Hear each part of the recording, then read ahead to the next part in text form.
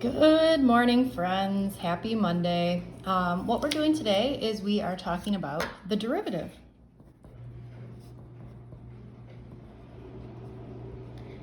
The derivative, like many things in math, is in the same way it has an opposite. So in the same way you can add something and subtract, or divide and multiply, you can take the derivative and the integral of different things. So what is the derivative? I just want to start by saying this is a physics teacher's definition of what the derivative is, okay? I'm sure your calculus teacher has a more math definition of what the derivative is, but this is my version of what we need. Okay, so I would say the derivative is the rate of change, okay? Or what in physics we would say is that derivative is the slope of a line tangent to the curve.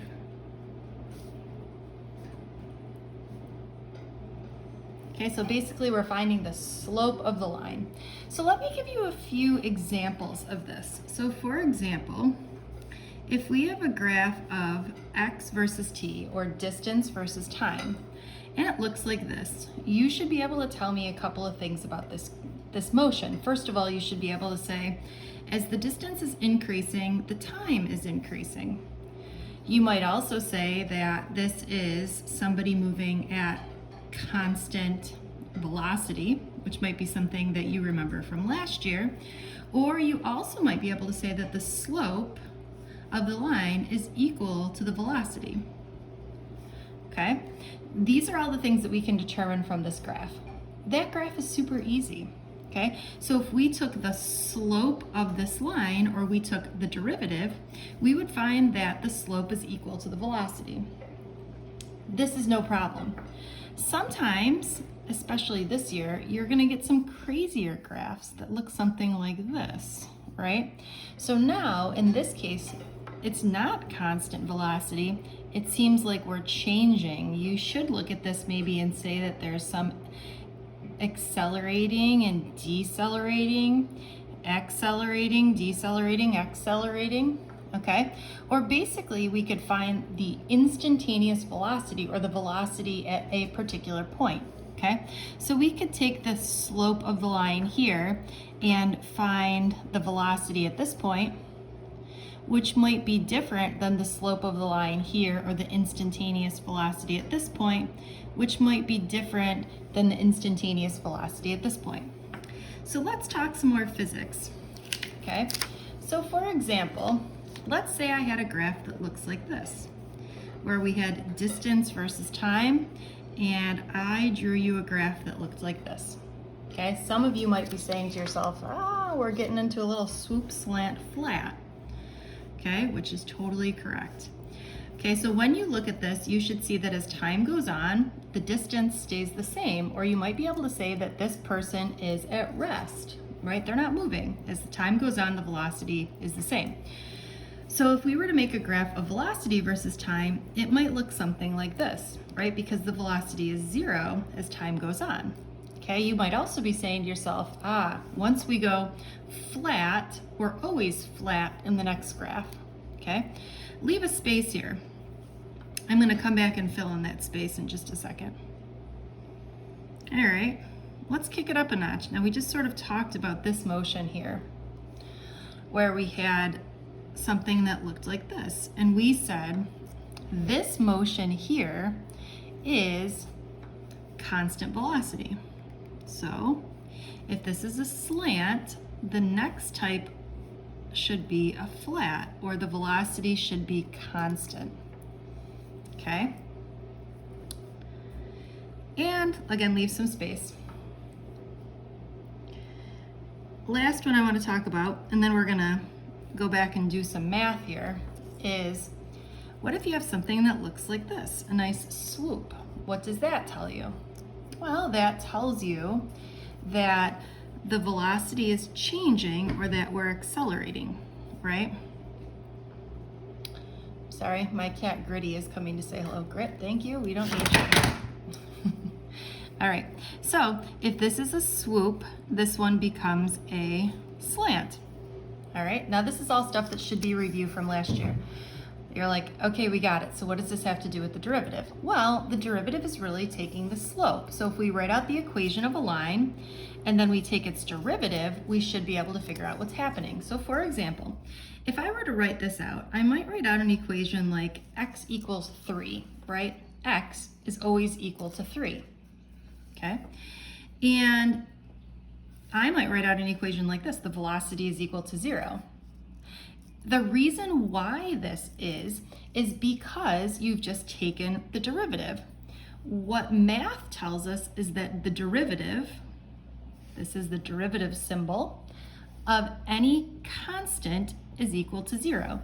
So if I take the derivative of just a constant with no variable, I always get 0, which makes sense because we know that this is true. This derivative stuff is the why this works. So I taught you this last year without really teaching you the why. Okay, so now here's the why. All right, so let's keep going here. What might be an equation that looks like this? I don't know.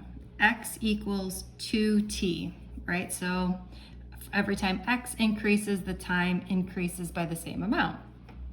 What might be an equation here?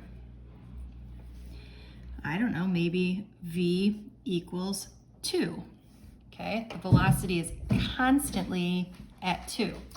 Okay, this makes total sense, right? Because calculus tells us if we take the derivative of a constant times x, we're just left with the constant. Okay, just like here, when we take the derivative, we're just left with a constant. Does that make sense? All right, hopefully. So these are some sort of like, we'll box these because these are some math rules here that will help you.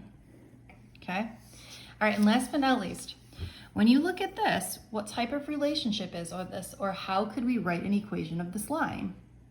Okay, well, maybe we would say like x equals t squared, okay? But this one here looks sort of like this one, right? So maybe instead of x, we would write v equals 2t. All right, again, calculus tells us that this is correct because calculus says if I have any function with x to some n power, when I take the derivative of this function, I bring the n down and I get x to the n minus 1 power. Do you see how when I do this, now instead of x, this one's t. Okay, so do you see how I really, excuse me, when I take the derivative of x with respect to t, I bring this down to t, and then I get whatever number it was minus 1. So this was 2, so 2 minus 1 is 1, or this really becomes 2t. All right, I hope that makes sense. So I'm not teaching you anything new here. This is the why does this work, okay? So you really have these 3 things. So one more. Let me write them again. You don't have to write them again, but I just want them on this piece of paper so I can point back to them, okay? So again, the derivative of any constant is always 0. The derivative of any constant times a variable gives you the constant, and the derivative of any function with respect to a variable, I bring the power down and I lower by 1. Okay, why is this important to physics? This is important because if you have distance as a function of time, if you take its derivative, you will get velocity as a function of time. If you take its derivative, what do you get? I hope you said acceleration as a function of time. Okay, so by taking the derivative of the velocity, you get, by taking the derivative of the displacement, you get velocity. By taking the derivative of the velocity, you get the acceleration. Now, what if you took the derivative of the acceleration? You would get something called the jerk, but you don't need to know that. That's just a little FYI. All right, so let's do a couple of these together, right?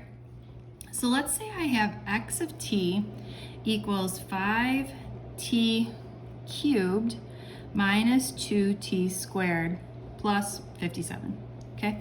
Why do we use t's instead of x's? Well, because in physics, everything is a function of time, right? Just like we had our graphs here, they were all a function of time. Now in math, normally you see y as a function of x, which is why in math, everything is in terms of x's. But in physics, we like to have everything in terms of time because that's what makes physics sense. Okay, so anyways, so let's say we want to take the derivative of this and get the velocity. Why would you want to do this? Well, this is going to help us to describe motion, okay? So I bring this down, right? And I lower by 1. So if I bring this down, this is going to give me 5 times 3 or 15 t. And if I had 3 and I take away 1, this is going to give me 2, okay? Minus, I bring this down. So I've got 2 times 2 is 4. T, if I had 2 and I take away 1, I get 1. Now t to the 1, you never really write 1. That's just not very cool. It's just not what you do. Okay, and how about 57? What happens when you take the derivative of any constant? You just get 0. Okay, so if I had this as how I found the displacement, okay, so this tells me about the motion. This equation here tells me about the velocity. Is the velocity constant in this case? No, because it's got variables in there, so it wouldn't be constant. Okay, let's keep going.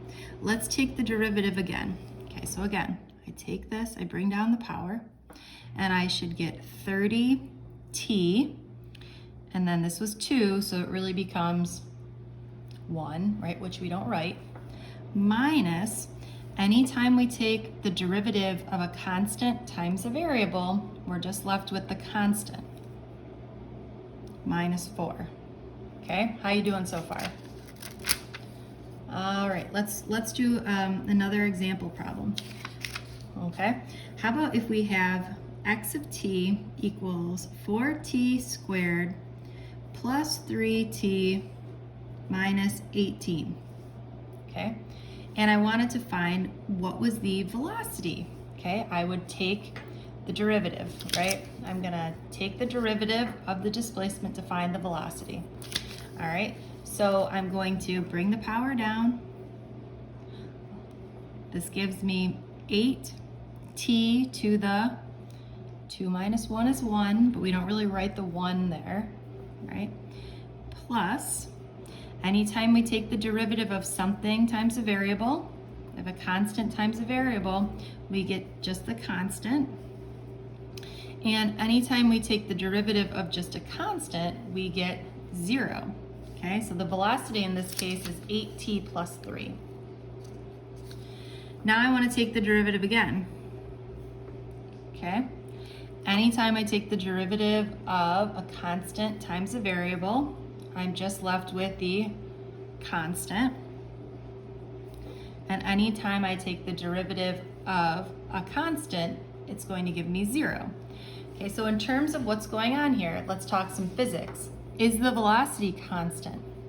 No, because there's a variable in there. Is the acceleration constant? Yes, because there's no t in here, okay?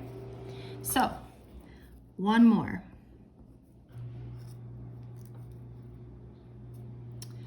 From here, I just wanted to talk about, what am I talking about here? Nope, I guess I'm all set. Let me give you one more example. So let's get crazy. What happens if you had something completely weird? The square root of t plus 1 over t squared plus 1023. Ah! Okay. Would you ever see this in physics? Yeah, probably not, but this will be some good math practice for you, okay? So whenever we do this, we're gonna always rewrite into a positive exponent. So instead of taking the derivative first, the first time I have to rewrite. Instead of writing the square root is really t to the what power? Hopefully you're saying t to the 1/2 power, right? Okay, plus, whenever I have something in the denominator, I can bring this up to the numerator by making the exponent negative, right? So I personally would rewrite this guy as t to the -2, okay? If you had 1/t cubed, this would give you t to the -3, right? So anytime you're bringing something from the denominator up to the numerator, you make it negative. Okay, and then this is just 1023. All right, now that I've rewritten these, so they look sort of like the ones up here, I'm in business. Now I'm gonna take the derivative. So I've just rewritten first. Okay, I bring the power down and I lower by 1. What is 1/2 minus 1? I'm hoping you're saying -1/2, okay? Plus, bring this down, -2, t to the, okay, this is where people always get confused. What is -2 minus 1? I hope you are saying -3. People always mess that up and want to go -1, right? No, again, -2 minus 1 gives you -3. And the derivative of any constant should just be 0. Now, you don't have to do this in physics, but I just want to take a quick second here. And what if you wanted to rewrite this? Okay, what does this really look like? Well, t to the -1/2 is really the square root of t, but in the denominator, right? So I might write this like this. Again, you don't have to, I'm just telling you. Minus 2 over t cubed, because again, the cube is in the denominator. The negative means it's in the denominator. Let's just take 1 second here and take the derivative again, because why not, right? So if I bring this down, all right, what's -1/2 times 1/2? Sounds like -1/4. T to the, what is 1/2, excuse me, -1/2 minus 1. Hopefully you're saying -1.5. In math, you would probably write it as -3/2. Okay, if I bring this down, I've got -2 times -3 should give me +6. T to the -3 minus 1 gives me -4. Okay, hope this made sense. Your next order of business is you're gonna do some practice for me. If you need help, watch the video, okay? If you don't need help, fast forward the video to the very end and check your answers, okay? Now this is from a math practice, so you see that all of these are in terms of y and x. So again, we'll take the derivative. Now, sometimes you see it written as y, and sometimes you see it written as f of x, either way, okay? Now, let me just show you some notation here. It doesn't matter, again, but when we take the derivative, you might call this y prime, okay? Because it's the second version of y. Or the derivative over here would be f prime of x, okay? Don't worry about the notation. This is a lot to learn in one day, okay? So again, if you need help, go along with me. If you don't need help, fast forward to the end of my video and the end of my other video, and just check your answers. Bye, friends.